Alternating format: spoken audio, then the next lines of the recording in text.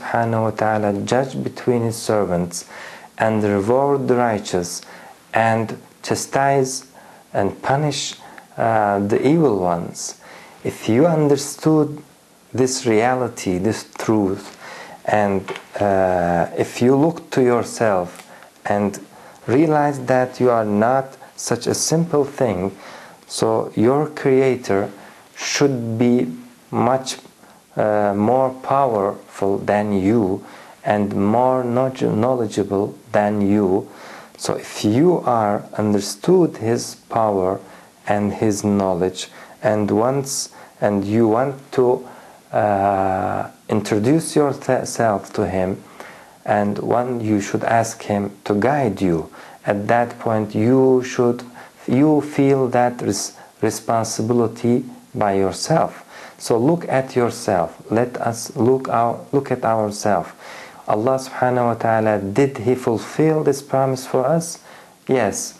Allah, at that day, we cannot ask Him, why you didn't you fulfill this promise for everyone or not? I couldn't be certain about this, so I didn't respond to your message. This will not be enough to excuse ourselves. So when we understand that really Allah subhanahu wa ta'ala fulfills His promise and makes plain His ayats before us, and we are one of them, so we should take our responsibility in this way. ما يجادل في آية, and through this ayah we learn that whenever we see a kafir, whenever we see someone who disputes about the oneness of the Creator and about the Creator, we should know that he is not sincere. He cannot be sincere while these ayats, while these plain ayats, signs of the Creator over here, he cannot be sincere in his sayings. So, and with this ayah, we understand that he is denying, he is belying the truth, he just try to cover up the truth. ما يجادل في آيات الله إلا الذين كفروا. They are the kuffar, they are the deniers. فلا يغررك تقلبهم في البلاد. يجادل doesn't mean that putting question, trying to understand, or asking somebody else about the ayat of Allah subhanahu wa ta'ala, and about not only ayat in Quran, the signs of Allah subhanahu wa ta'ala. We are not talking about only the ayat in the Quran, the ayat in the universe also. Quran names them also the ayat of Allah subhanahu wa ta'ala. For example, the sun is the ayah of Allah subhanahu wa ta'ala. The stars are the ayats of Allah subhanahu wa ta'ala.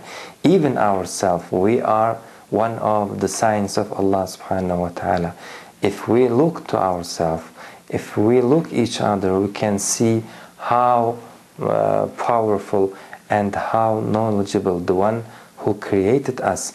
We are all leading to the one Creator.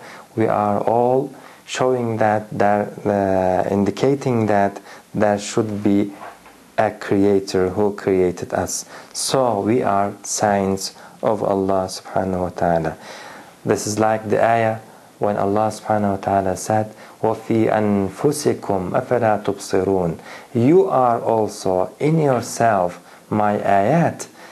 Why don't you try to look at yourself? First of all, look at yourself. You are one of the biggest ayah of Allah subhanahu wa ta'ala. ما يجادل في آيات الله إلا الذي. يجادل means struggling. It's not arguing, or it's not questioning. It's struggling, striving, trying to refute. It's not trying to understand. It's not has a pure intention. It has an evil intention. It's already clear for him that it is truth, but he do not want to accept. So he tries by any means to refute it. ما يجادل في آيات الله إلا الذين كفروا فلا يغررك تقلبهم في البلاد. With this ayah we learned the psychology of the kuffar. Allah subhanahu wa ta'ala informed us about themselves, about their thoughts. So we know that they are not sincere in their sayings. But it doesn't mean that we should not explain them, we should not try to make them understand. No, this is our responsibility, we will do it every time. But we should not say to ourselves that he is unaware about the truth. So he is sincere in himself. It's not true. While the ayats, while the clear proofs of the Creator here in this life, how can they be sincere in themselves when they are trying to refute the oneness of the Creator? This is the message of Islam. There is only one God. No God except the only one God. No one deserves to be worshipped except the only one God. How someone can try to refute this reality while he is sincere at the same time? It's impossible. But if he acknowledges this truth and this reality, then he accepts the message of Islam. ما يجادل في آيات الله إلا الذين كفروا فلا يغررك تقلبهم في البلاد. They are the kuffar, and they want to struggle and try to struggle with ayat of Allah subhanahu wa ta'ala, with signs of Allah subhanahu wa ta'ala in this life. They want to make this life free from Allah subhanahu wa ta'ala, free from the Creator, and to live it by themselves, because their first and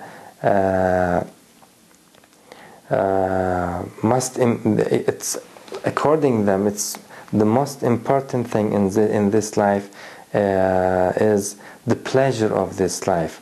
Allah subhanahu wa ta'ala says, فَلَا يَغْرُرْكَ, do not let their تَقَلُّبُهُم, their going about here and there, فِي الْبِلَاد, in the land, let not it deceive you. فَلَا يَغْرُرْكَ تَقَلُّبُهُمْ فِي الْبِلَاد. They try to live this life with no limit, limitless. But we are, as believers, we know that there is Creator and we cannot wrong someone. We know that when we do bad actions, Allah subhanahu wa ta'ala will ask us about that bad action, and He can punish us. So this life, for us, there is many limitations in this life. We should be righteous. We should be truthful in this life, because we have an owner, the one who created us. But those kuffar, they deny the truth in order to be free. This is their objective. When they deny the truth, when they deny the Creator, they want to be free in this life. So they are going there, here, looking for every kind of pleasure in this life.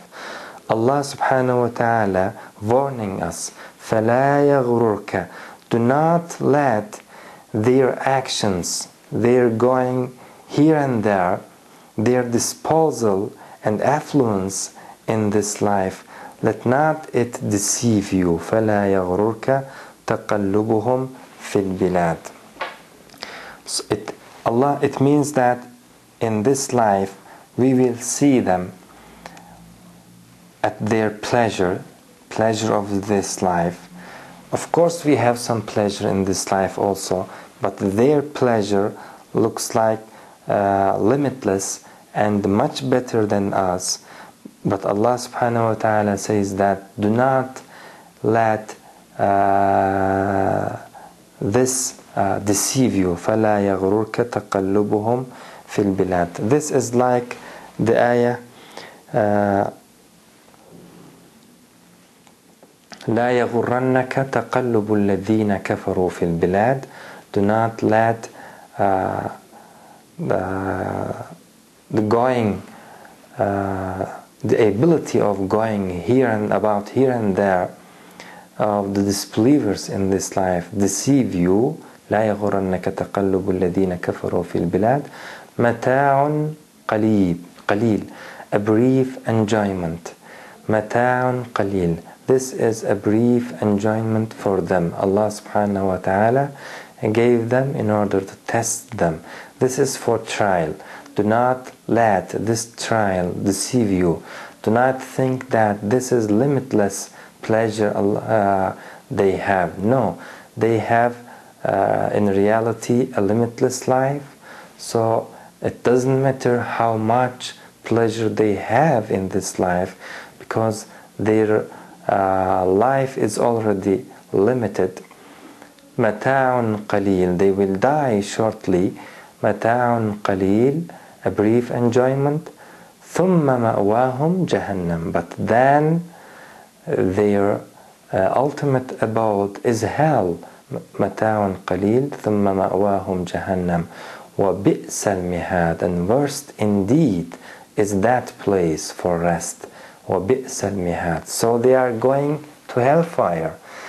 Before hellfire, they are here enjoying about their life. But this enjoyment is very brief and it's very short. Allah subhanahu wa ta'ala warns us that about them. So we should not let ourselves, we should not let their actions deceive us in this life. Ya ayyuhan nasu, O humans, all people. Ya ayyuhan nas, inna wa'dallahi haqqun. Certainly the promise of the Creator, the promise of the only one God is real, is truth. Inna wa'dallahi haqq fala taghurrannakum al-hayatud dunya. So do not let the pleasure of this life, the enjoyment of this life deceive you, because really the promise of Allah subhanahu wa ta'ala is true. Inna wa'dallahi haqqun fala taghurrannakum al-hayatud dunya wala yaghurrannakum billahi al-gharur. لا يغرنك تقلب الذين كفروا في البلاد متاع قليل ثم مأواهم جهنم وبئس المهاد. And there is ayah, Allah subhanahu wa ta'ala says, نمتعهم قليلا. We are making them enjoy this life. نمتعهم